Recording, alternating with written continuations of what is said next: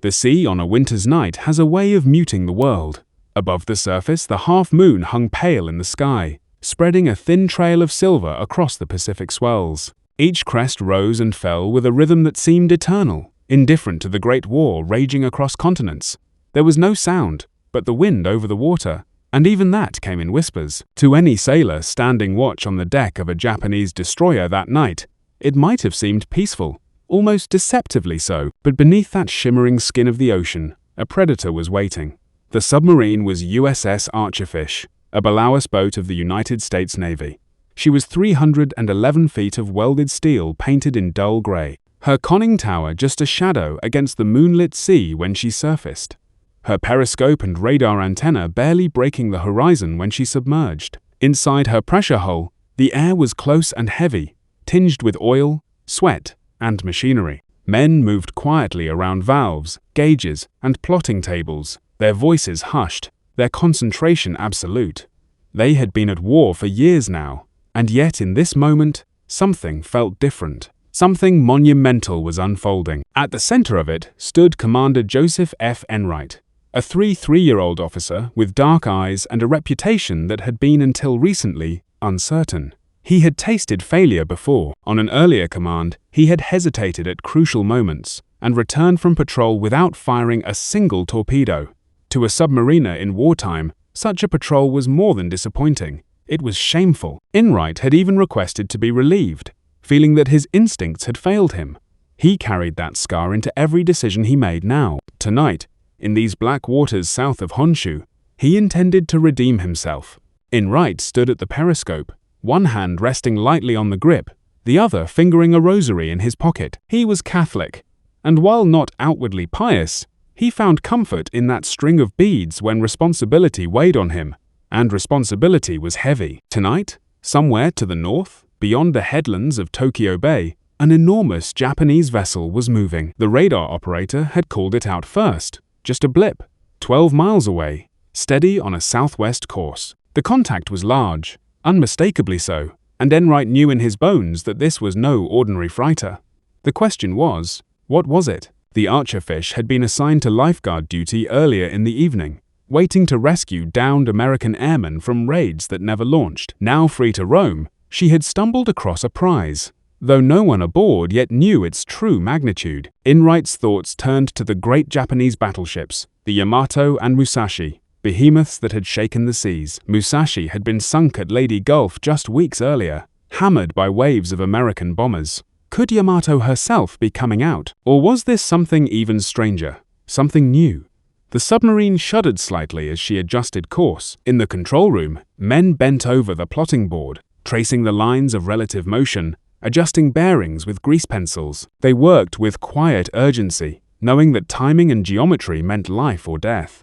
A mistake here would not only lose the target, but could invite destruction from the destroyers that certainly screened her. For now, though, Archerfish kept her distance, shadowing on the surface, using the darkness and the thin edge of cloud to hide her silhouette. Inside the submarine, life was tense, but disciplined. The crew had long since learned to live in tight quarters. Torpedo men slept alongside their weapons in the forward room. Officers shared bunks in shifts, and every man knew his station by instinct. The air carried a constant hum. Fans, pumps, the low murmur of the diesels when surfaced. Men wore sweat-stained karis, some stripped to undershirts in the muggy compartments. On nights like this, nerves heightened every sound. The creak of the hull as the sea pressed in, the slap of waves against the bow, the faint buzz of the radar screen. Each sound was magnified by expectation, and Enright was not about to let expectation become hesitation again. He had resolved that months earlier when he sat across a poker table at Midway Naval Base. A senior officer had studied his aggressive bluffing and asked him, "Joe, would you command a submarine the way you play cards?" His answer had been simple, yes. That answer had bought him another chance. Now, at the periscope, that chance was about to be tested. What Enright could not know yet was the scale of what lay before him. The ship he was stalking was Shinano, the pride of Japanese shipyards, and at 71,890 tons, fully loaded. She was the largest aircraft carrier the world had ever seen. She had been completed in secrecy, commissioned only days earlier, and sent into the night with skeleton training and unfinished systems. She was supposed to be a symbol of strength, of defiance. Instead, she was steaming unknowingly toward a single submarine commanded by a man who needed redemption as badly as the Japanese Navy needed a miracle. The moon slipped briefly behind a veil of clouds, darkening the horizon. In that moment, the men aboard Archerfish felt the ocean grow even quieter, as though holding its breath. Enright leaned into the eyepiece once more. The silhouette was faint, but there it loomed. He saw the escorts, darker smudges cutting through the water around the main vessel. A destroyer turned sharply, racing toward them, and for an instant it seemed the hunter had become the hunted. Then, inexplicably, the destroyer sheared off, wheeled back, and resumed station alongside its charge. The chance remained. Enright whispered to his officers, "Calm but firm. Stay with her. Let her zig. We'll find where she straightens out." His words carried not just orders, but a promise to himself, to his men, to his career. He would not hesitate. This time he would trust his instincts. He would strike. The clock ticked toward midnight. Somewhere ahead, the largest warship in history moved through the night, unaware that beneath the calm sea, a submarine and her determined captain had locked her in their sights. The stage was set. The game of patience, geometry, and fate had begun. The year was 1944. And the tide of the Second World War had turned with a force that was now undeniable. For Japan, the empire that had once stretched from the frozen illusions to the steaming jungles of Burma, the war was no longer about expansion. It was about survival. The empire stood on the defensive, battered from the air, strangled at sea, and bleeding in its outer island fortresses. The Pacific was no longer a vast moat protecting the Japanese home islands. It had become a battlefield that shrank with each passing month. American forces had leapt from island to island in a relentless advance. The Solomons, the Gilberts, the Marshalls, and then the Marianas. Each step brought US forces closer to Japan's heart. With every landing, the Japanese military was forced to fight from a weaker position, stretched thin, with resources dwindling and morale sinking. By the summer of 1944, the Philippines campaign had begun. General Douglas MacArthur, true to his famous promise, had returned. His troops were battling their way through Lee and beyond, while Admiral Chester Nimitz directed the great fleets of the U.S. Pacific Navy in a steady march toward Okinawa. The oceans themselves had become hostile to Japanese shipping. Once the Imperial Navy had dominated those waters, but now it was American submarines that ruled beneath the waves. These silent service boats were proving devastatingly effective. Submarines like Archerfish had cut Japan's merchant fleet to ribbons. Tankers carrying oil from the East Indies were going down faster than they could be replaced. Cargo ships bringing food, weapons, and raw materials were easy prey for submarines armed with patience and torpedoes. By 1944, Japan had lost more than half its merchant fleet, and the shortage was becoming crippling.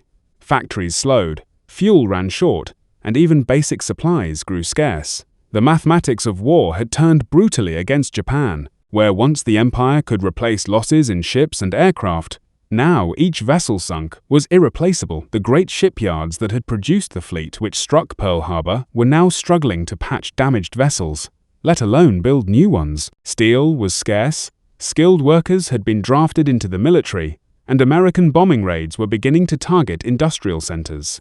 Above the waves, the situation was no better. The US Navy had assembled the most powerful carrier strike groups ever seen. The fast carriers of the 3rd and 5th Fleets ranged freely across the Pacific, their aircraft pounding Japanese bases and striking the home islands themselves. The skies were no longer safe. The Boeing B-29 Superfortress, with its immense range, had begun daylight bombing runs against Japan's cities. Tokyo and Nagoya burned under their firestorms, and more raids were coming. The Imperial Navy, once the most modern and feared force in the Pacific, was now a pale reflection of its former glory. Its air arm had been decimated at Midway in 1942. Its battleships had been bloodied in the Solomons and the Marianas, and at the Great Battle of Leyte Gulf in October 1944, the largest naval battle in history. Japan had thrown everything it had left into one last gamble. The result was disaster. Carriers like Zuikaku, veteran of Pearl Harbor, were sunk.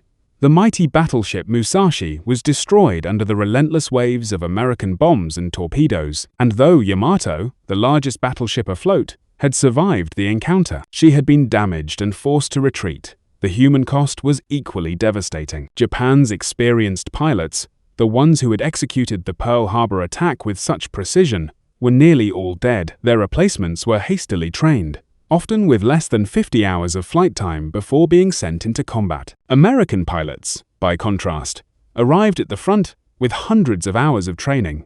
The result was slaughter in the skies. Japanese aircraft were being shot down at ratios of 10 to 1, sometimes worse. Japan was running out of time, running out of ships, and running out of options. Yet, even in this desperate situation, the nation clung to one last hope: that a powerful new weapon could shift the balance, if only for a time. That weapon was not another battleship or a new aircraft design. It was a ship unlike any the world had seen, a carrier so massive, so heavily armored, and so secret that the Allies had no confirmation it even existed. Her name was Shinano, after the old Japanese province. Born from the hull of a Yamato-class battleship, she was meant to be untouchable, a fortress at sea. Japanese planners believed that if this carrier could be completed and put into action, she might anchor their defensive line around the home islands. Perhaps she could carry enough aircraft and special attack weapons to blunt the American advance, maybe even to threaten the invasion fleets that were surely coming. The strategic thinking behind Shinano reflected Japan's evolving doctrine. No longer could the Imperial Navy dream of decisive battles where superior training and equipment would prevail. Instead, they needed a ship that could survive American air attacks, serve as a floating base for aircraft repair, and deliver the new suicide weapons that were becoming central to Japanese strategy. The Oka rocket-powered kamikaze planes and Shino explosive motorboats represented a grim calculation that Japanese lives could be traded for American ships at favorable ratios. But even as Japan built her, the realities of war pressed in. Shipyard workers toiled in shifts that stretched 16 hours or more. Materials were scarce, quality slipped, and deadlines loomed. The Shinano's completion was rushed, so rushed that vital safety tests were skipped. The empire needed the ship, and it needed her now. In Tokyo, leaders clung to illusions. If Shinano could steam with a full air group, she might bring down swarms of B-29 seconds. If she could sail to the Philippines, she might disrupt MacArthur's landings. If she could simply appear off Okinawa or Formosa, her mere presence might shake American confidence. The war was slipping away, but perhaps, just perhaps, one great ship could slow the inevitable. Yet, desperation is no substitute for strength. Japan was already resorting to measures that betrayed how dire the situation had become. The kamikaze corps was not a sign of strength, but of weakness, an admission that conventional warfare was no longer possible. Young pilots, some barely out of their teens, were being told that their highest service to the emperor was to die ramming their aircraft into American ships. It was a strategy born of despair, dressed in the language of honor. The seas around Japan were no longer friendly. American submarines hunted the coasts relentlessly. Wolf packs of 3 or 4 boats would coordinate attacks on convoys, sinking escorts, and merchantmen alike. In late November, as Shinano prepared to leave her shipyard, dozens of submarines lurked in the approaches to Tokyo Bay. They had divided the waters into patrol zones, each boat responsible for its sector, all reporting contacts to coordinate interceptions. Most would never know she existed, but one would, and that single encounter would decide her fate. The broader strategic picture was clear to any objective observer. Japan had lost the war. The only questions remaining were how long the fighting would continue and how many would die before the end. But for those caught in the machinery of war, the sailors, the shipbuilders, the pilots, such clarity was impossible. They continued to fight, to build, to hope, because the alternative was unthinkable. By November 1944, Japan was an empire under siege. Its seas patrolled by unseen predators, its skies burned by firebombs, its cities trembling under the certainty of invasion. Into that storm sailed Shinano, a colossal ship, unready, untested, and carrying the burden of a nation's last hopes. And waiting for her, unseen in the night, was a submarine commanded by a man seeking redemption. Every great warship begins as a drawing on paper, lines on a blueprint that promise steel, power, and prestige. The story of Shinano began in just that way. But her destiny would change more than once. Before she ever touched salt water, she was conceived in 1940 at the height of Japanese naval ambition as the third of the Yamato-class battleships. These were to be the largest, heaviest, most heavily armed battleships ever built, designed to outmatch anything afloat in the American or British fleets. Their armor was thicker, their guns larger, their displacement greater. They were symbols of an empire that sought dominance of the seas. The Yamato class represented a philosophy of naval warfare that dated back decades. Japanese strategic thinkers, aware that their nation could never match American industrial capacity, believed in qualitative superiority. If Japan could not build more ships than America, it would build better ships. Each Yamato-class battleship would be worth 2 or 3 of its American counterparts. Their 18.1 inches guns could strike targets at ranges where enemy vessels could not respond. Their armor could shrug off shells that would lesser ships. 2 of her sisters were completed to that original design, Yamato and Musashi, each mounting 9 immense guns capable of hurling shells weighing nearly 3,000 pounds farther, and with more destructive power than any naval artillery before them. These shells could penetrate 16 inches of armor at ranges exceeding 25 miles. Shinano's keel was laid down at Yokosuka Naval Arsenal, one of the Empire's great shipyards, with every expectation that she would follow them into the Pacific as a floating fortress. The construction began with ceremony and pride. Shinto priests blessed the ground where she would rise. The emperor himself was informed of the project. The finest steel was allocated, the most experienced shipbuilders assigned. In the original plans, she would displace 72,000 tons fully loaded, mount the same massive guns as her sisters, and cruise at 27 knots, despite her enormous bulk. She represented not just a weapon, but a statement of Japanese technical prowess. But wars have a way of reshaping dreams. In June 1942, Japan suffered a devastating loss at the Battle of Midway. 4 fleet carriers, Akagi, Kaga, Soryu, and Hiryu, were lost in a single day. Along with them went hundreds of experienced pilots and the backbone of Japan's naval air arm.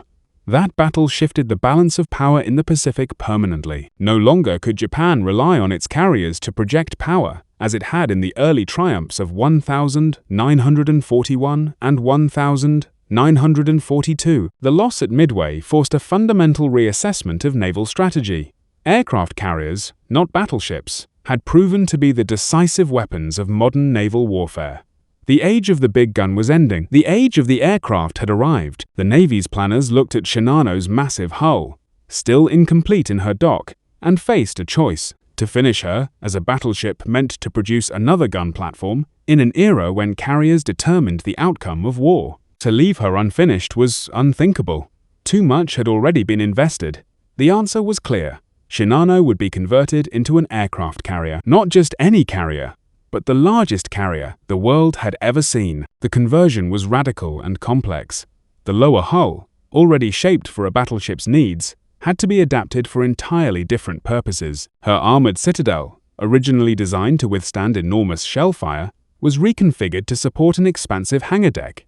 Where gun turrets would have stood, aircraft elevators were installed. The superstructure was redesigned, shifted to starboard in the style of carriers.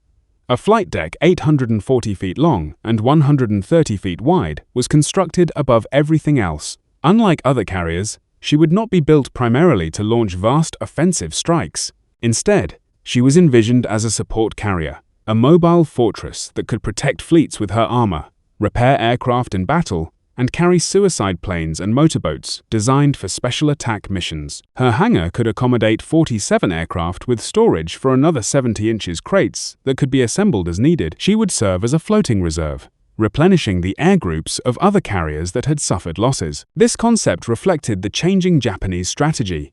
By 1944, Japan could no longer count on massing hundreds of trained pilots for conventional battles. The experienced aviators who had executed the Pearl Harbor attack were mostly dead. Their replacements were inadequately trained, often with less than 50 hours of flight time. Instead of conventional air power, Japan sought weapons of shock and desperation. Shinano would become their arsenal. The secrecy surrounding her construction was unprecedented. Fearing American bombers would destroy the ship before she ever sailed, the Navy took extraordinary measures. The dry dock where Shinano was being built was enclosed under a massive concrete roof, shielding her from prying eyes in the sky. This roof, supported by enormous steel girders, turned the construction site into a vast covered workshop. The workmen who toiled on her hull were confined within the yard. They lived in barracks on site, forbidden to leave or communicate with the outside world. They were threatened with prison or worse if they revealed a word of what they were building. Military police patrolled the perimeter. Not a single photograph of Shinano under construction was allowed to leave the yard. Even within the Imperial Navy, knowledge of Shinano was tightly controlled. Only a select few officers were permitted to know her specifications. Documents referring to her used code names. When she finally emerged, she would be a surprise not just to the Americans, but even to some of her own countrymen. This level of secrecy created its own problems. Suppliers delivering materials often didn't know what they were contributing to. Coordination between different departments suffered. Mistakes that might have been caught through normal oversight went unnoticed. Her design pushed the limits of naval engineering. With a full load displacement of 71,890 tons, Shinano dwarfed every other carrier afloat. Her armored flight deck, a rarity among carriers, could resist 1,000-pound bombs. Her armored belt, up to 8 inches thick at the waterline, gave her a level of protection unknown in carrier design. Her hangar was divided by heavy armor intersections, intended to prevent a single bomb or torpedo from crippling the entire ship. Her engines, 4 steam turbines producing 150,000 shaft horsepower, were designed to drive her at speeds of 27 knots despite her massive bulk. The defensive armament was formidable, 165-in dual-purpose guns in 8 twin mounts, capable of engaging both surface and air targets. Over 125mm anti-aircraft guns were distributed across her hull, creating overlapping fields of fire. 1 228-barrel rocket launchers could fire salvos of explosive shells skyward, creating a curtain of steel against attacking aircraft. In theory, she would be nearly impossible for aircraft to approach, let alone successfully attack. Yet for all this grandeur, Shinano was being born into crisis. The workers building her were no longer the skilled craftsmen who had constructed Yamato and Musashi. Many experienced shipbuilders had been drafted into military service. Their replacements were conscripts, students, even prisoners of war. Quality control, once the pride of Japanese shipbuilding, deteriorated. Welds that should have been X-rayed for flaws were merely visually inspected. Tolerances that should have been measured in millimeters grew to centimeters. The pressure to complete her was relentless. Tokyo demanded she be ready by November 1944. Work continued around the clock. Men collapsed from exhaustion and were carried away, replaced immediately by others. The heat inside the covered dock in summer was stifling. In winter, workers' hands grew numb from cold. Accidents increased. Men fell from scaffolding, were crushed by moving steel plates, or were overcome by fumes from welding. Each death was hushed up. The war effort deemed more important than individual lives. Materials, too, were compromised. The special steel allocated for her armor was sometimes diverted to other urgent projects. Inferior substitutes were used. Electrical wiring, much of it imported before the war, was now irreplaceable. When supplies ran out, improvised solutions were implemented. Systems that should have been redundant became single points of failure. The great ship was being held together as much by determination as by engineering. Despite these challenges, she took shape. Month by month, her hull rose higher. Her flight deck stretched toward completion. Her island superstructure grew from the starboard side.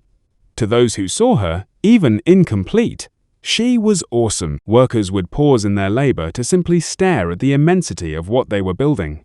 She was not just a ship, she was a floating city, a monument to human ambition. On the morning of October 8, 1944, Yokosuka Naval Arsenal stood braced for a moment of triumph. After 4 years of secret construction, Japan's greatest shipbuilding gamble was to touch the water for the first time. The atmosphere was electric with anticipation. This was to be more than a launch. It was to be a symbol of Japanese resilience. Proof that even under bombardment and blockade, the empire could still create wonders. The day began with elaborate ceremony. At dawn, Shinto priests in white robes arrived to conduct purification rites. They waved streaming wands of white paper, chanted ancient prayers, and sprinkled salt to purify the ground. An altar was erected near the bow, offerings of rice, fish, and sake placed before it. The priests called upon the kami, the spirits of water, wind, and steel, to protect the vessel and grant her victory. High-ranking naval officers arrived in dress uniforms, their chests heavy with medals. Representatives from the imperial household were present. Workers exhausted from years of labor were given new clothes for the occasion. They stood in neat ranks, pride momentarily overcoming fatigue. Bands played martial music. Flags flew from every available point. The concrete roof that had hidden Shinano for so long had been partially removed, allowing shafts of sunlight to illuminate her hull. The launch plan was precise. Dry dock number 6 would be slowly flooded through controlled valves. As the water rose, Shinano would lift from her building blocks and float free. She would then be guided by tugs to a fitting-out pier where her final equipment would be installed. It was a procedure the shipyard had performed hundreds of times. What could go wrong? At 10:30 a.m., the order was given to begin flooding. Workers turned the valve wheels and sea eater began to flow into the dock. At first, everything proceeded normally. The water rose steadily, inch by inch, creeping up Shinano's hull. Spectators watched expectantly. Then, without warning, catastrophe struck. The Quaison Gate Sealing Dry Dock number 6 from Tokyo Bay collapsed. The massive steel barrier designed to hold back the ocean failed under the crushing pressure. Instead of a controlled flooding, a torrent of sea eater burst inward with unstoppable force. The sound was like thunder, a roaring cascade that drowned out all other noise. In seconds, millions of gallons of water surged into the dock. Shinano, instead of rising gently, was hit by a wall of water. The massive ship surged forward like a cork blasted from a bottle. Her 70,000 tons of steel driven by hydraulic force. She slammed into the dock's far wall with a grinding crash that shook the earth. The impact sent tremors through the shipyard. Windows shattered a quarter-mile away. Mooring cables, thick as a man's arm, snapped like threads. The recoil sent them whipping through the air with lethal force. One cable decapitated a worker. Another crushed 3 men against a crane. The great hull rebounded from the impact and swung sideways, her stern smashing into the dock's sidewall. She seesawed back and forth, a massive pendulum of destruction, crushing everything in her path. For long minutes, chaos reigned absolute. Workers fled in panic, some diving into the churning water to escape the swinging hull. Others were swept away by the torrent. Officers shouted orders that no one could hear over the roar. The carefully choreographed ceremony had become a disaster. The band's instruments were scattered, flags torn away, the Shinto altar smashed to splinters. When the water finally stabilized and Shinano came to rest, the damage was surveyed. Miraculously, despite the violence, no fundamental structural damage had occurred to the ship herself. Her hull bore dents and scrapes, twisted fittings and broken railings, but her integrity remained. The human cost was another matter. 17 workers were dead, 43 injured. Some bodies were never recovered, swept out to sea, or crushed beyond recognition. But perhaps the greatest damage was psychological. To the Japanese workers and sailors, ships were not mere machines. They possessed spirits, souls that needed to be properly honored. A ship whose launch was marked by disaster was considered cursed by the kami. The violent, uncontrolled launch was the worst possible omen. Word spread quickly through Yokosuka, then beyond. Whispers followed wherever Shinano's name was mentioned. She killed men before she even touched the sea. The ocean itself tried to reject her. The kami have turned their faces away. Captain Toshio Abe, newly appointed to command Shinano, tried to suppress such talk. A stern, practical officer who had survived Midway, he had no patience for superstition. In a speech to the crew, he dismissed the accident as meaningless. Steel and engines have no spirit, he declared. Discipline and training win battles, not omens. But even as he spoke, he could see doubt in his men's eyes. Sailors are superstitious by nature, and Japanese sailors especially so. Many made private offerings at shrines, seeking protection against the curse they believed clung to their ship. The repairs from the launch disaster were rushed, as everything about Shinano had become rushed. New plates were welded over damaged areas, bent fittings were hammered straight or replaced. Paint covered the scars. Within 3 weeks, external evidence of the catastrophe had been erased, but those who had witnessed it could not forget. The image of that massive hull slamming back and forth, the screams of crushed workers, the sense that something fundamental had gone wrong. These memories persisted. Work resumed at an even more frantic pace. The November deadline loomed, and the accident had cost precious time. Safety procedures already compromised were further reduced. The watertight doors that should have been tested under pressure were merely checked to see if they closed. Electrical systems that should have been thoroughly inspected were given cursory reviews. The assumption seemed to be that if Shinano looked complete, she was complete. The crew assigned to her reflected this haste. Normally, a carrier's complement would train together for months before deployment. They would drill until every man knew not just his own job, but could fill in for others. Damage control, the art of saving a wounded ship, required particular expertise. Teams needed to work in perfect coordination, sealing compartments, manning pumps, fighting fires, all while potentially in darkness with the ship listing. But Shinano's crew was assembled from wherever men could be found. Veterans from sunken ships, new recruits fresh from training, workers conscripted from civilian life, they were thrown together with minimal organization. Many didn't even speak the same dialect of Japanese. The officers tried to conduct drills, but time was too short, the crew too green. When they practiced damage control procedures, confusion reigned. Men got lost in the maze of passages, equipment was in the wrong places, orders were misunderstood. Among the crew, talk of the curse persisted. Petty officers reported that men were requesting transfers, claiming illness, even injuring themselves to avoid sailing on Shinano. The ship's chaplain, a Buddhist priest, conducted blessing after blessing, trying to calm fears. But each ceremony seemed to emphasize the problem rather than solve it. Why did the ship need so many blessings if nothing was wrong? November arrived with urgency. The deadline was no longer approaching. It had arrived. Ready or not, Shinano had to sail. The American submarine threat grew worse each day. Intelligence reported dozens of enemy boats operating in Japanese waters. B-29 bombers were ranging farther from their bases in the Marianas. It was only a matter of time before they discovered and destroyed Shinano at her dock. The final weeks of preparation took on a desperate quality. Equipment that should have been carefully installed was literally thrown aboard. Crates of supplies were stacked wherever space could be found. The special weapons she was to carry, 50 Oka suicide rocket planes, and several Shinoyo explosive motorboats were loaded into her hangars. These weapons, themselves, symbols of Japan's desperation, seemed appropriate cargo for a desperate ship. On November 11th, 1944, Shinano was officially commissioned into the Imperial Japanese Navy. The ceremony was subdued compared to the attempted grandeur of her launch. No bands played. Few dignitaries attended. Captain Abe read the official orders in a flat voice. The rising sun flag was raised on her mast. She was now officially a warship, though hardly a ready one. The commissioning revealed just how incomplete she was. Of her 12 boilers, only 8 were operational. This reduced her maximum speed from the designed 27 knots to about 20 knots. Her radar systems were only partially functional. Half of her anti-aircraft guns lacked adequate ammunition. The aircraft elevators that would lift planes from hangar to flight deck had never been tested under load. Most critically, many of her watertight doors, the barriers that could seal off flooded compartments, had never been tested under pressure. Captain Abe compiled a list of deficiencies that ran to 17 pages. He submitted it to Naval Headquarters with a request to delay sailing until at least critical repairs could be completed. The response was swift and uncompromising. Shinano would sail as scheduled. The naval staff's reasoning was political as much as military. Word of the supercarrier's existence was spreading.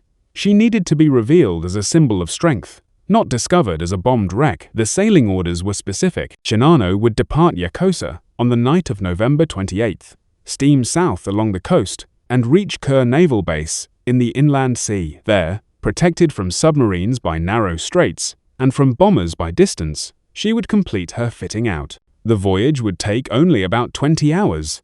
What could go wrong in 20 hours? The crew prepared with a mixture of pride and dread.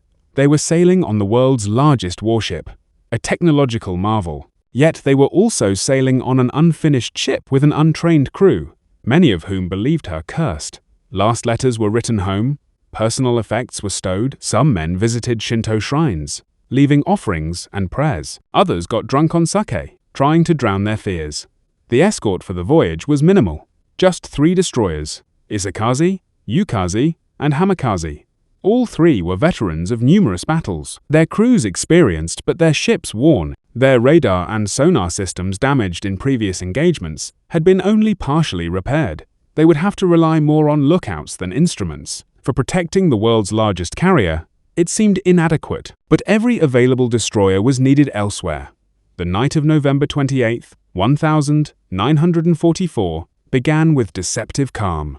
At Yokosuka Naval Arsenal, the massive form of Shinano prepared for departure. Steam built in her boilers, navigation lights flickered to life. On her bridge, Captain Abe reviewed the charts one final time. The route was straightforward.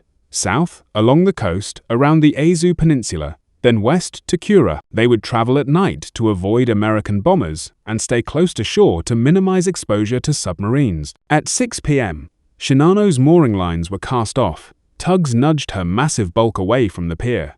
Her screws began to turn slowly at first. Then, with gathering power, the great ship moved under her own power for the first time. Despite everything, the rushed construction, the cursed launch, the incomplete systems, she was magnificent. Her hull stretched nearly 900 feet. Her flight deck rose 60 feet above the water. She displaced more than most harbors could handle. She was, by any measure, an engineering triumph. The three destroyers took up their screening positions. Isakaze in the lead, Yukikaze and Hamikaze on the flanks. Together, the four ships headed for the harbor entrance and the open sea beyond. As they passed through the submarine nets protecting the harbor, several crew members noticed what they took as another bad omen. A dead albatross floating in the water, its white wings spread like a surrender flag. What none aboard knew was that 30 miles to the south, USS Archerfish was beginning her patrol. The submarine had been on lifeguard duty, positioned to rescue American airmen from a bombing raid that had been cancelled due to weather. Now free to hunt, Commander Enright had brought his boat to the surface to recharge batteries and refresh the air. The night was perfect for submarine operations, dark enough to hide their low silhouette, calm enough for good sound conditions with just enough moon to spot targets. At 8:48 p.m., Archerfish's radar operator called out, "Contact! Bearing 020, range 12 meters." The blip on the radar screen was large, steady, and moving southwest at about 20 knots. Enright rushed to the bridge, raising his binoculars. On the horizon, barely visible, he could make out a dark mass and the smaller shapes of escorts. His pulse quickened. This was no merchant vessel. The size, the speed, the escorts, everything suggested a major warship. Battle stations. Enright ordered quietly. Throughout the submarine, men moved to their positions with practiced efficiency. In the forward torpedo room, crews checked their weapons. In the control room, plotting teams prepared their charts and calculating boards. The hunt was on. Enright faced an immediate problem. The target was moving at 20 knots. Archerfish's maximum surface speed was 19 knots. In theory, the submarine couldn't catch her prey, but Enright knew that Japanese ships often zigzag to avoid submarines, and those course changes would slow their advance. If he could anticipate the pattern, cut corners, he might be able to close the distance. For the next hour, Archerfish pursued at maximum speed, her 4 diesel engines straining. The submarine vibrated with the effort, her hull cutting through the swells, spray breaking over her bow. Below, engineers coaxed every possible revolution from the engines. The temperature in the engine room soared past 120 degrees F. Men worked in shifts, rushing topside to gulp fresh air before returning to their stations. On Shinano's bridge, radar operators detected the American submarine almost immediately. The equipment might have been partially functional, but it worked well enough to spot a surface contact at several miles. Captain Abe received the report with grim satisfaction. He had expected submarines. The waters of Japan were infested with them, but he had plans to deal with this threat. "Signal the escorts," he ordered. Enemy submarine. Bearing 170. Distance 8,000 meters. Abe's tactical situation was complex. His ship, despite her size, was vulnerable. She carried no aircraft to spot submarines. Her own sonar was not yet operational. She depended entirely on her escorts for protection, and he knew their capabilities were limited. The destroyer's sonar had been damaged in previous battles and repaired with inferior components. Their depth charge racks were only partially filled. Supplies were short everywhere.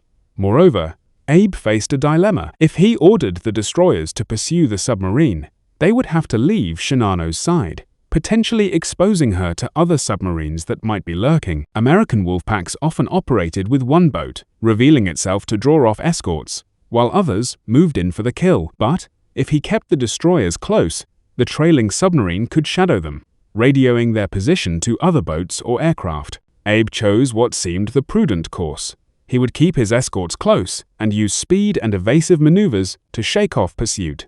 "Execute zigzag pattern number 7, he ordered. The helm swung over, and Shinano's massive bulk began a series of course changes. 45 degrees to port, steady for 10 minutes. 60 degrees to starboard, steady for 8 minutes. Back to base course for 15 minutes. Then repeat. The zigzag was a standard anti-submarine tactic, but it had drawbacks. Each turn cost speed and distance. What should have been a 20-hour voyage would now take longer. Fuel consumption increased, and most critically, the pattern could be analyzed and predicted by an experienced submarine commander, which is exactly what Enright was doing. In Archerfish's control room, the plotting team tracked each of Shinano's course changes. Lieutenant Commander Robert Bobczynski, the executive officer, bent over the chart table, measuring angles and times. "She's following a standard pattern," he reported. "If we cut across her turns, we can gain distance." It became a deadly game of geometry. Shinano would turn away, opening the distance. Archerfish would cut the corner, closing it again. The submarine couldn't match the carrier's straight line speed, but by taking shorter routes, she could keep pace. It required precise calculation and iron nerve. One miscalculation, and they would lose contact. One detection by the destroyers, and they would face a barrage of depth charges. As the chase continued into the night, Shinano's incomplete construction began to tell. At 11 p.m., a bearing on the starboard inboard propeller shaft began to overheat. The massive shaft turning at high speed generated friction that the bearing couldn't properly dissipate. Temperature gauges climbed into the red zone. The engineering officer faced a terrible choice: continue running and risk catastrophic failure, or slow down and perhaps fall prey to the submarine. He chose to reduce speed on that shaft. Shinano's speed dropped from 20 knots to 18. The reduction seemed small, but it was critical. Now Archerfish could not just keep pace, but actually gain ground. On the submarine, the sonar operator reported the change in the target's engine sound. "She's slowing," he announced. Enright permitted himself a tight smile. The geometry of the hunt had shifted in his favor, but Shinano's troubles were just beginning. The rapid zigzagging, combined with her incomplete construction, stressed systems throughout the ship. Electrical connections hastily installed began to fail. Lights flickered in some compartments. Ventilation fans stopped. The temperature in the lower decks, already uncomfortable, became stifling. Men working in the engine rooms had to be rotated every 20 minutes to prevent heat exhaustion. More seriously, the constant course changes caused the ship to roll and flex in ways her incomplete structure wasn't prepared for. Seams that had been inadequately welded began to work open, not enough to cause immediate flooding, but enough to allow seepage. Water began to accumulate in some of the lower compartments. Pumps were started to deal with it, but several pumps failed. They had never been properly tested, and now, under actual use, their defects became apparent. On the bridge, Captain Abe received report after report of mechanical issues. Each one was minor in itself, but collectively they painted a picture of a ship coming apart under stress. He faced an agonizing decision. He could slow further, nursing his ship to port, but making her an easier target. Or he could maintain speed and risk more serious breakdowns. He chose a middle course, reducing speed to 16 knots and moderating the zigzag pattern. By 2 a.m. on November 29th, the deadly dance had continued for over 5 hours. Archerfish had closed to within 7,000 yards of her target, still too far for a torpedo attack, but close enough to maintain solid contact. The submarine's crew was exhausted, but exhilarated. They could sense they were gaining on their prey. Enright studied the tracking data with intense concentration. Shinano's pattern was becoming clear. Despite the zigzags, she consistently returned to a base course of 210 degrees southwest toward Kure. If he could position Archerfish ahead of that track, if he could predict when she would steady on that course, he would have his shot. "Take her down to radar depth," he ordered. The submarine slipped beneath the surface, leaving only her radar antenna above water. This reduced her speed, but made her much harder to spot. Now she was truly a hunter in the darkness, invisible, but watching. On Shinano, the mood was increasingly tense. The submarine had been trailing them for hours. Why hadn't it attacked? Why hadn't it been driven off? Some officers suggested it was calling in other boats, that they were being herded into a trap. Captain Abe dismissed such speculation, but privately, he wondered. American submarine tactics had evolved throughout the war. They were more aggressive now, more coordinated. At 2:56 a.m., fate intervened. Isakaze, the lead destroyer, spotted what her lookouts believed was a periscope off the starboard bow. Without waiting for orders, her captain increased speed and charged toward the contact. The destroyer's bow wave rose white in the darkness as she accelerated to 35 knots. On Archerfish, the sonar operator's voice rose in alarm. High-speed screws approaching, destroyer bearing 340 closing fast. Enright had seconds to decide: crash dive and probably lose his target forever, or hold his depth and risk detection. He chose to dive, but only to 150 feet, shallow enough to resurface quickly. Rig for silent running, he ordered. Rig for depth charge. The destroyer passed directly overhead, her screws thundering through the water. Every man on Archerfish held his breath, waiting for the splash of depth charges, but none came. Isakaze had lost contact, and more importantly, had violated Captain Abe's orders to maintain formation. A sharp signal from Shinano's bridge ordered her back into position. The moment Isakaze turned away, Enright brought Archerfish back to periscope depth. Shinano was still there, still on course, now only 4,000 yards away. The opportunity he had waited for all night was at hand. At 3:15 a.m., everything aligned. Shinano steadied on her base course of 210 degrees. She was broadside to Archerfish, range 1,400 yards, speed 16 knots. In submarine warfare, it was the perfect setup. Close enough for accuracy, angled for maximum target area, slow enough for a good solution. Enright made his final observations through the periscope. The carrier filled his view, massive, beyond anything he had ever seen. Her flight deck stretched like a cliff face. Her island structure rose like a building. He could see lights in some of her portholes, the shadows of her escorts, the white water at her bow. He sketched quickly, recording her strange, rounded bow, unlike any carrier in the recognition manuals. Final bearing and shoot, he ordered. Make ready all tubes. In the forward torpedo room, 6 Mark I 4 torpedoes were ready. These weapons had been troublesome earlier in the war, with defective detonators and running depths. But the problems had been fixed. Now they were reliable ship killers, each carrying 600 pounds of Torpex explosive. Set depth, 10 foot, Enright ordered. It was unusually shallow, but he remembered advice from a senior officer against carriers hit high on the hull, where the damage would affect stability, not just cause flooding. The fire control party made their final calculations. Target speed, angle, distance, all were fed into the torpedo data computer, an analog device that calculated the correct firing angle. The solution was checked and double-checked. There would be no second chance. Fire 1. The submarine shuddered as the first torpedo left its tube. A blast of compressed air ejected the weapon, which immediately came to life, its propellers spinning, driving it toward the target at 46 knots. Fire 2. 8 seconds between shots, giving each torpedo time to clear before the next launched. Fire 3. Fire 4. Fire 6. In less than a minute, 6 death sentences were racing through the water toward Shinano. The torpedoes ran hot, straight, and normal, exactly as designed. Their wakes, barely visible in the darkness, drew straight lines toward the carrier's hull. On Shinano's bridge, lookouts spotted the wakes too late. "Torpedo starboard!" came the cry. Captain Abe ordered full rudder, but the carrier's massive bulk responded slowly. She had barely begun her turn when the first torpedo struck. The explosion was tremendous. A column of water shot up alongside the hull, higher than the flight deck. The ship lurched to port from the impact. Before the crew could react, the second torpedo hit, then the third, then the fourth.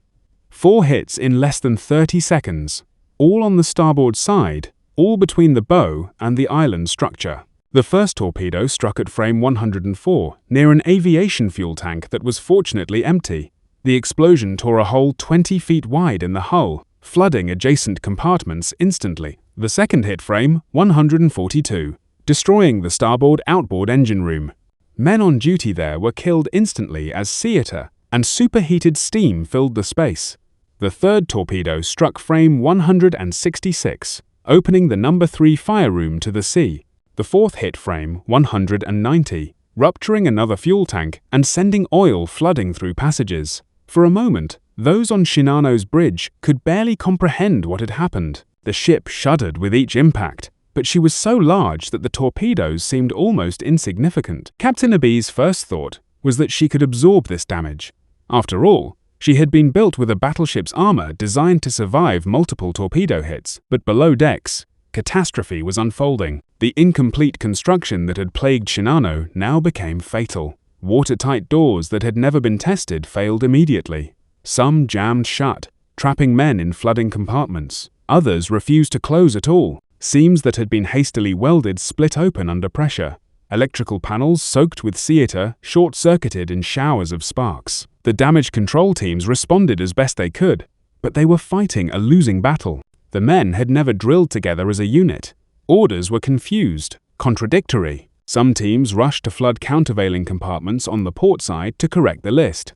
Others tried to pump out flooded areas. The two efforts worked against each other. In the engine rooms, the situation was desperate. The starboard engine rooms were flooding rapidly. Engineers worked in rising water, trying to maintain power to the pumps. When water reached the electrical panels, explosions of sparks forced them to retreat. One by one, the starboard engines fell silent. The list increased steadily, 5 degrees, then 10, then 13. On the flight deck, aircraft and equipment began to slide. Sailors formed human chains trying to secure loose items, but it was futile. A fuel truck broke free and crashed into the island structure. Boxes of ammunition tumbled into the sea. Captain Abe maintained rigid composure on the bridge. He ordered counter-flooding to correct the list. He set course for the nearest land, hoping to beach the ship. He dispatched messages to naval headquarters. Shinano torpedoed position 32 degrees 0 north, 137 degrees 000 east, attempting to reach shore. But even as he gave these orders, he must have known the truth. The reports from below were uniformly grim. Flooding was out of control. The pumps couldn't keep pace. Half the crew didn't know their damage control stations. The ship was dying. Back on Archerfish, Enright had taken the submarine deep immediately after firing. Now came the most dangerous moment for any submarine: the counterattack. Above them, Japanese destroyers were racing back and forth, their sonar pinging, their crews preparing depth charges. 400 feet. Enright ordered, "Rig for silent running." The submarine descended into the darker waters. Every man aboard silent, breathing shallowly. They could hear the destroyers above, the high-speed whine of screws, the ping of active sonar, the splash of depth charges entering the water. The first pattern exploded, 5 charges detonating in sequence. The submarine shook, light bulbs shattered, cork insulation rained from the overhead. But the explosions were distant, at least 500 yards away. The Japanese sonar, damaged and poorly maintained, couldn't get a precise fix on the submarine. More charges followed, 14 inches total. Each explosion sent shockwaves through the water, rattling the submarine, but none were close enough to cause serious damage. After an hour, the sounds above grew distant. The destroyers had given up the hunt and returned to their dying charge. When Enright finally brought Archerfish back to periscope depth at dawn, the horizon was empty. Whatever had happened to the giant carrier, she was gone. As dawn broke on November 29th, Shinano was in her death throes. The list had increased to 20 degrees. Walking on the tilted decks was becoming impossible. Men used ropes to pull themselves up the slanted surfaces. In the hangar deck, the Oka suicide planes had broken loose, sliding into each other, their volatile rocket fuel creating an extreme fire hazard. The flooding had spread far beyond the initial torpedo damage.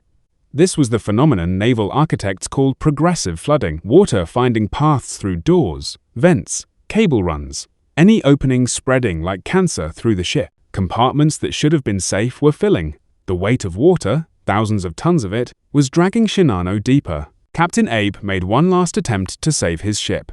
He ordered all engines ahead full, trying to drive Shinano toward shore. But with only the port engines functioning, the ship could barely make 10 knots. She was traveling in circles, her rudder unable to compensate for the uneven thrust. At 8:30, Abe authorized the emergency signal, "Prepare to abandon ship." It was not yet an order to abandon, but a warning to be ready. Sailors began gathering on the flight deck, helping wounded comrades up from below. Life jackets were distributed.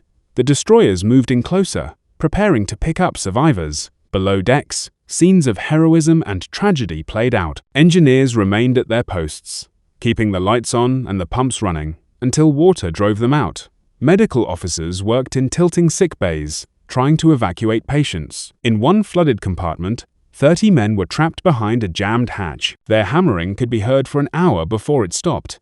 The end came quickly. At 10:18, the list suddenly increased to 35 degrees. Equipment, aircraft, and men began sliding uncontrollably down the flight deck into the sea. The order came. All hands abandoned ship. But for many, it was too late. The list increased so rapidly that hundreds were trapped inside. Others, trying to climb the tilted deck, lost their grip and fell. Some jumped from the flight deck, a 60-foot drop that killed many on impact. Captain Abe remained on the bridge. As was tradition, he would go down with his ship. He tied himself to the helm, determined to maintain dignity to the end. Around him, his senior officers made the same choice. They sang the national anthem as the water rose around them. At 10:55, Shinano capsized. Her flight deck tilted past vertical. Then she rolled completely over. For a moment, her massive hull was visible, barnacles and red anti-fouling paint gleaming in the morning sun. Then, with a tremendous roar of escaping air, she plunged beneath the surface. The largest warship in the world had survived just 17 hours at sea. The sea where Shinano sank was littered with debris and desperate men. Over 2,000 had been aboard. Now, hundreds struggled in the oil-slicked water. The 3 destroyers moved among them, picking up survivors. But the rescue was selective. Naval tradition held that officers should be saved first. Some destroyer captains, hardened by war, refused to pick up men who showed panic. "Save only the brave," one captain told his crew. The result was tragedy upon tragedy. Men who had survived the sinking drowned within sight of rescue ships. Others, covered in oil, were too slippery to grab and slipped beneath the waves. The winter sea was cold. Hypothermia claimed those who weren't picked up quickly. When the rescue ended, 1,080 men had been saved. The remaining 1,435, including Captain Abe and most of his senior officers, were dead. It was one of the largest losses of life in a single ship sinking during the Pacific War. For Japan, the loss was catastrophic, but had to be hidden. Shinano had been a state secret. Her loss would remain one. Survivors were sworn to secrecy. Families of the dead were told only that their loved ones had died in action, not where or how. The official records were sealed. To the Japanese public, Shinano had never existed. But secrets are hard to keep in war. American coderikas reading intercepted messages learned of the sinking within days. The name Shinano appeared in decoded traffic along with her position when torpedoed. Intelligence officers were puzzled. They had no record of a ship by that name.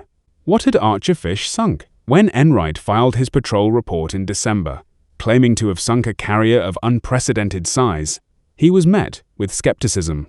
Navy intelligence insisted no such carrier existed. The highest they would credit him with was a 28,000-ton carrier, still significant, but far short of reality. Only after the war, when American investigators gained access to Japanese records, was the truth revealed. Shinano had displaced 71,890 tons fully loaded. She was indeed the largest carrier ever built at that time, and remains the largest warship ever sunk by a submarine. Enright's instincts had been correct, his redemption complete. The story of Shinano's single voyage carries lessons that transcend the specific events of November 1944. It is a tale of hubris and humility, of grand ambitions undone by fundamental flaws, of how the smallest predator can fell the mightiest prey if conditions align. For Japan, Shinano represented the failure of the decisive weapon philosophy. Throughout the war, Japanese strategists had sought single war weapons, super battleships, divine wind attacks, miraculous carriers. But wars are won by systems, not symbols. While Japan built one massive carrier, America built dozens of smaller ones. While Japan rushed incomplete ships to sea, America took time to train crews properly. The result was inevitable. The technical lessons were equally clear. Size without reliability is vulnerability. Armor without proper damage control is false security.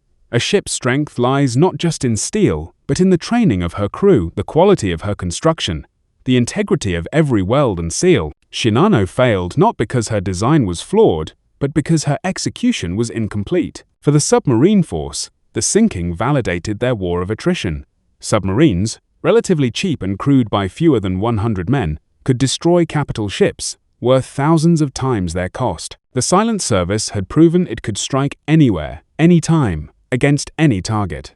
The age of the submarine as a strategic weapon had truly arrived. Commander Enright's personal journey from failure to redemption resonated throughout the Navy. His story showed that one failure need not define a career, that persistence and courage could overcome past mistakes. He had faced his demons and emerged victorious. The Navy Cross he received was not just for sinking Shinano, but for the determination to stay in the fight after earlier defeats. The human cost haunts the story. Over 1,400 Japanese sailors died, many of them conscripts who had never wanted to go to war. They died trapped in flooding compartments, thrown from tilting decks, or abandoned in cold water. Their sacrifice achieved nothing. Shinano never launched a plane in anger, never defended the homeland, never justified the resources spent on her construction. Today, Shinano rests in 4,000 meters of water off Cape Omazaki. She lies upside down, her flight deck buried in sediment, her hull slowly collapsing under the pressure of depth and time. She is a tomb for the men who died with her, and a monument to the age when nations believed that bigger meant better, that one perfect weapon could change everything. Modern naval strategists study Shinano as a cautionary tale. In an age of nuclear carriers and ballistic missile submarines, the lessons remain relevant. Complexity requires competence. Size demands support. No ship, no matter how powerful, is stronger than the system that builds, maintains, and operates it. The sinking also demonstrates the role of chance in war. Had Shinano sailed a day earlier or later, had Archerfish been assigned elsewhere, had the torpedoes run deep instead of shallow, history would be different. War is not just strategy and technology, but also luck and timing.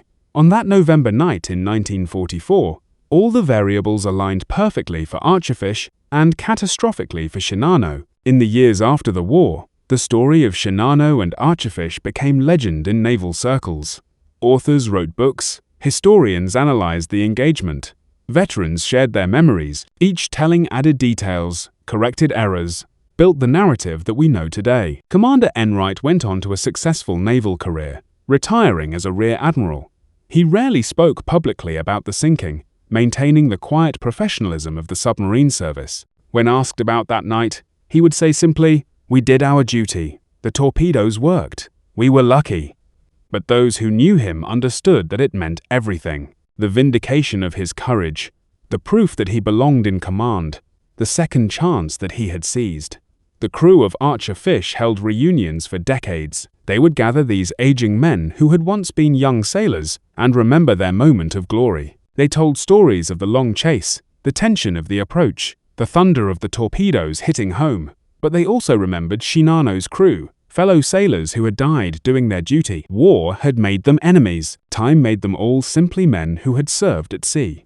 Some survivors of Shinano also told their stories after the veil of secrecy finally lifted. They spoke of the chaos, the fear, the sight of their mighty ship rolling over and sinking. They remembered Captain Abi's final moments, standing at attention as the water rose. They remembered comrades who had helped them escape flooding compartments, who had given up life jackets, who had pushed others to safety before being pulled under themselves. In Japan, Shinano became a symbol of the war's last phase. Grand gestures that achieved nothing, magnificent failures that only added to the suffering. She represented the danger of believing one's own propaganda, of confusing appearance with reality, of rushing toward disaster rather than accepting defeat. For America, the sinking reinforced the democratic nature of naval warfare, that 80 men in a submarine could defeat thousands in a carrier, that patience and skill could overcome size and armor. It was David and Goliath written in steel and torpedoes, proof that in war, the smallest unit could achieve strategic victory. The wreck of Shinano was discovered in 2019 by deep-sea explorers. The images they brought back showed a ship remarkably intact despite decades underwater. Her hull, built to battleship standards, had resisted the pressure that would have crushed lesser vessels. But she lies inverted, her intended glory forever buried in the seafloor, a monument to ambition that exceeded capability. Today, as nations again compete to build the largest, most powerful warships, Shinano's story remains relevant. Technology advances, but the human factors that doomed her persist. Ships are still built in haste, crews still sail with insufficient training, leaders still believe that one supreme weapon can change everything. The ghost of Shinano warns against such hubris. The final lesson may be the most universal, that in war, as in life, the race does not always go to the swift, nor the battle to the strong. Sometimes patience defeats power. Sometimes the hunter becomes the hunted.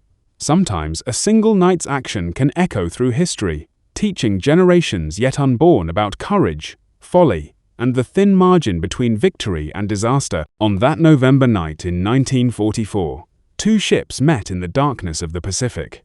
One was the largest of her kind ever built, the other, a standard submarine of no special distinction. When the sun rose, only one remained. That is the nature of war at sea: sudden, decisive, and final. The ocean shows no favoritism to size or strength. It swallows all equally, keeping its secrets in the dark depths where Shinano rests still. The largest warship ever sunk by a submarine, a giant felled by a predator she never truly saw.